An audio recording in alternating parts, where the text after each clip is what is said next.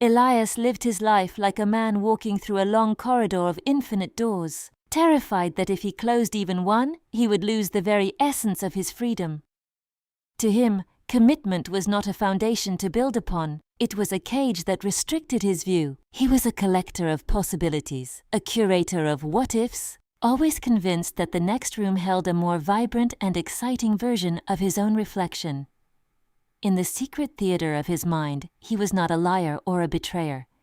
He was simply a man who refused to settle for a monochrome existence when the world offered a full spectrum of color. He possessed a natural charm that acted as a skeleton key, granting him easy access to hearts he had no real intention of staying in for long. At the center of his world stood Sarah, the woman who had been his gravity for 5 years. Sarah was the scent of rain on dry pavement, essential, refreshing, and deeply grounding. She had been there during the nights when his ambition felt like a heavy shroud, pulling him through his darkest moments of self-doubt. Their history was written in the quiet, intimate language of shared meals and the comfortable silence that only comes with half a decade of mutual trust. She represented stability, a sanctuary where he could always find rest and truth. To Elias, Sarah was the home he loved but felt he had outgrown, a beautiful library of memories he was not quite ready to shelve forever. Then there was Maya, a sudden wildfire that swept through the sterile hallways of his daily routine. They met at a crowded art gallery where the air was thick with the scent of oil paint and expensive perfume. Maya was everything Sarah was not, unpredictable, sharp-edged, and radiating a chaotic energy that made Elias feel young and dangerous again.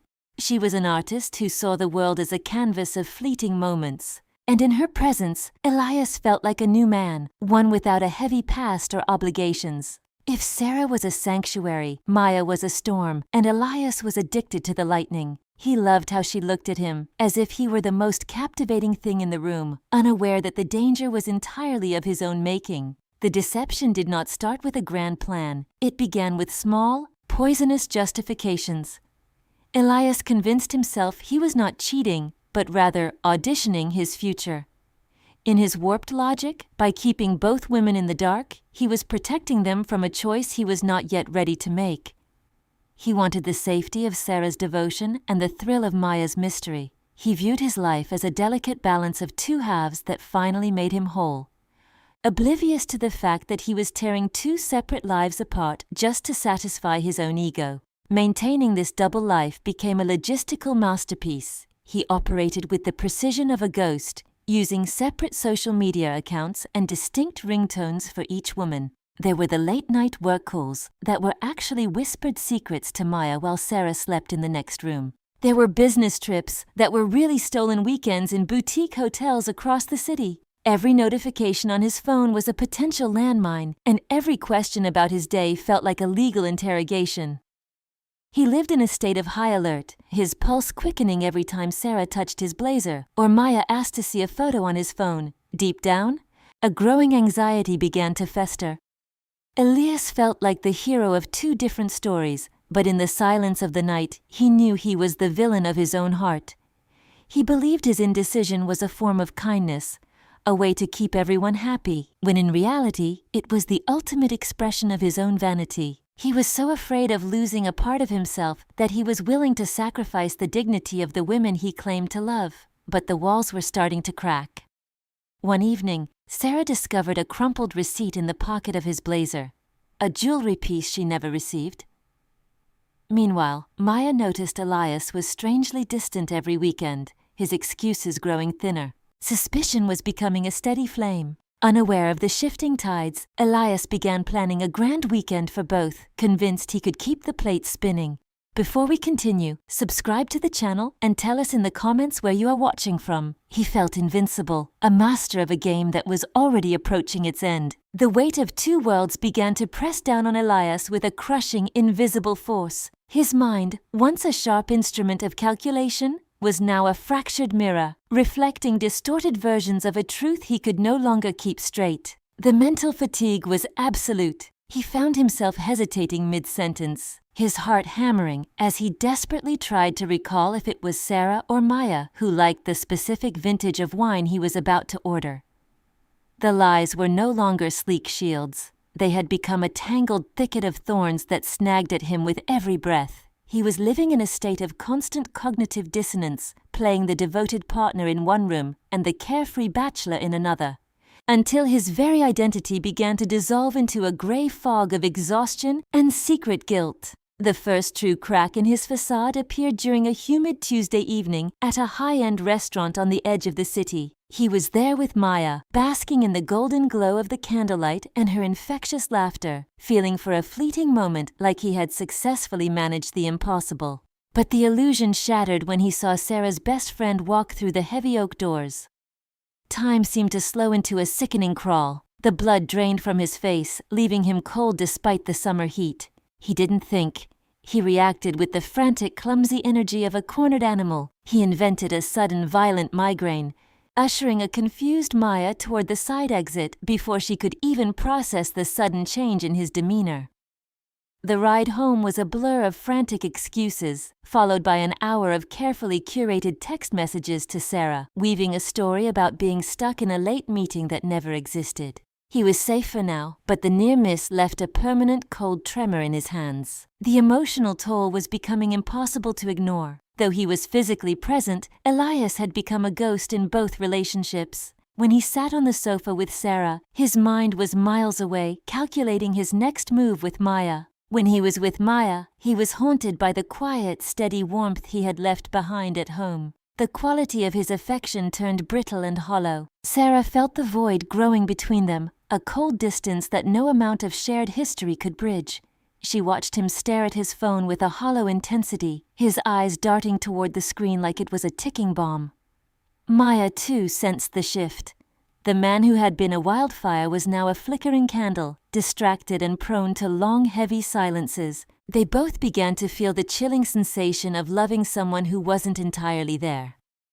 The unraveling truly began on a quiet afternoon when Sarah decided to organize their old digital files.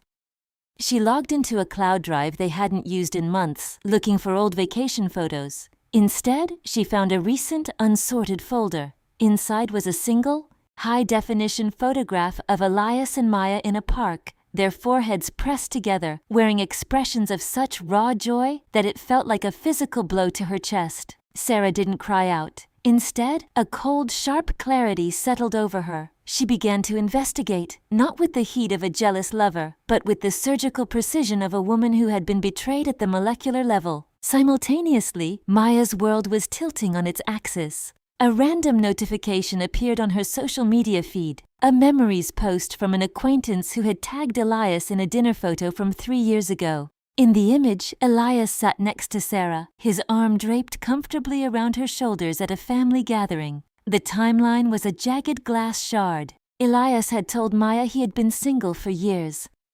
Maya clicked on Sarah's profile, and the evidence poured out like a flood. 5 years of a life lived in the light, while she had been kept in the shadows.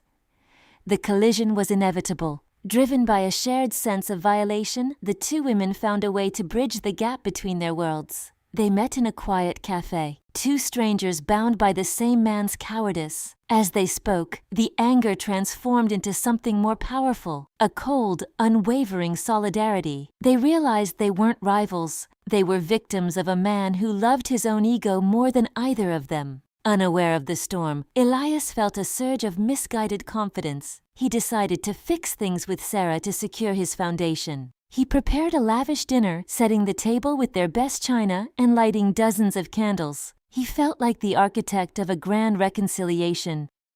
He messaged Sarah, telling her he had a special evening planned. He waited with a bottle of wine and a charming smile, completely unaware that Sarah had responded by inviting a very special guest to join them for the meal, Maya. He didn't realize that his carefully constructed house of cards was about to be hit by a gale-force wind of his own making.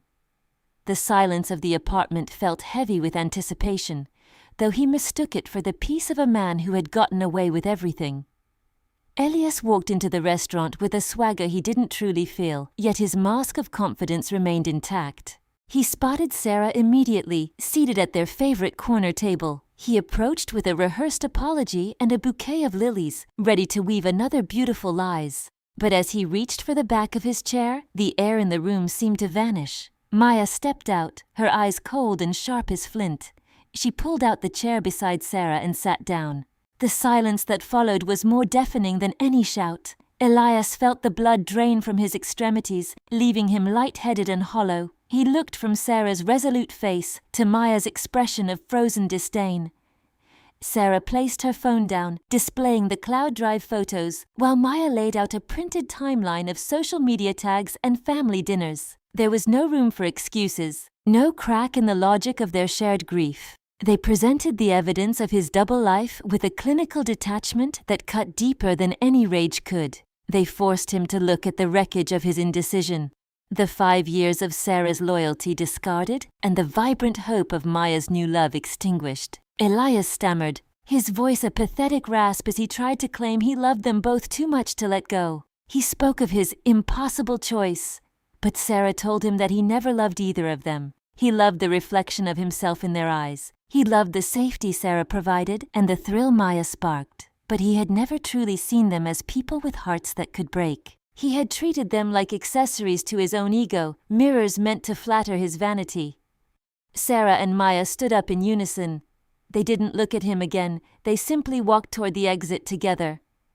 Elias was left sitting at a table for 3, surrounded by the remnants of a dinner he would never eat. The waiter approached with the bill, a physical reminder of the high cost of his deception. The restaurant began to roar in his ears, a crushing weight that signaled the end of his carefully constructed world. He didn't just lose their love, he lost himself. Months crawled by like a slow-motion fever dream. Elias sat in his silent apartment, the walls closing in on his isolation. The open doors he had once bragged about were now slammed shut and bolted from the other side. He would pick up his phone to call Sarah, only to be met with the recording of a disconnected number or the cold finality of a block. He was a ghost haunting his own life, a man who had tried to have everything and ended up with a handful of dust. He finally understood the gravity of his mistake. By refusing to close any doors, he had created a draft so violent it had blown out every candle in his life. He had thought he was being clever, playing a game where he could win twice, but he had forgotten that hearts are not trophies to be collected. He was left in a darkness of his own making, shivering in the cold void where love used to be. He saw Sarah eventually. She was laughing with a man he didn't recognize, her face glowing with a genuine peace he had never been able to give her.